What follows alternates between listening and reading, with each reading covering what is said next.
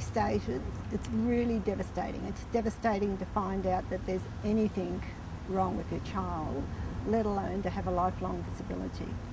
It's the most horrendous experience that you could give any mother, any parent in any family.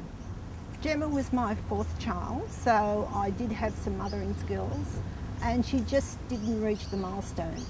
She just didn't react the same as my other children, my friends' other children. And one of our first indications were that we thought she was deaf, but that wasn't to be. And different ways of interacting with her siblings, even different to interacting with her mother and father. There were all signs from a very early age.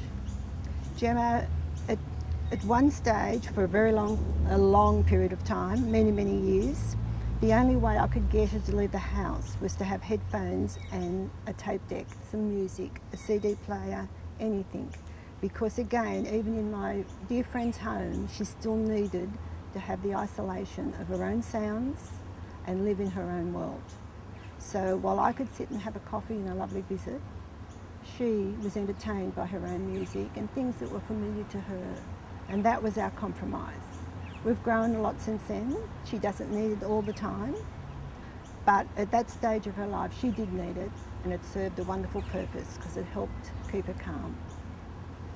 Jemma doesn't go to school anymore. She's now a young lady of 20.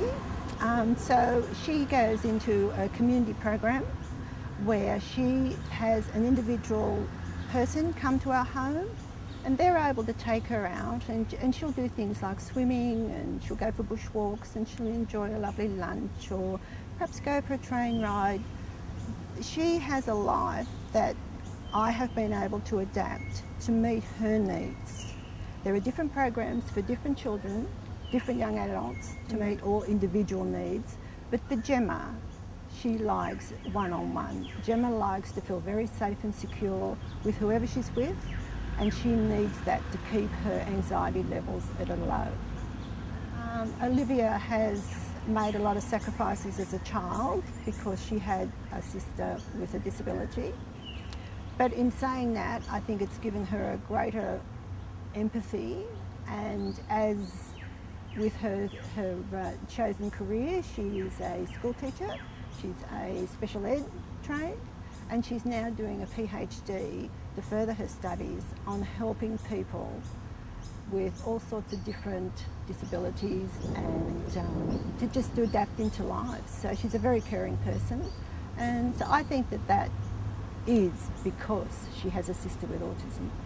My husband has been brilliant. He has supported me always, and in every decision has been a wonderful support. He's a perfect father. He's a very good man. My children have been supportive of their sister as well. So it's a matter of immediate family were wonderful. There was nothing that as a family we wouldn't do to give her every opportunity in life. But we made some very good friends along the way, and friends to us have been the most important things. Autism, I feel, is a hidden disability. There are so many disabilities that have a physical expression. Autism comes about because the child looks so normal. The child is usually a lovely looking child, but then they display behaviour that the average person interprets as bad parenting. It's not bad parenting. Autism is a disability, but it's an unseen disability. So the expression comes out in how that child interacts with the world in general. And the general public has very little understanding, and they just do not give the kids the respect that they deserve.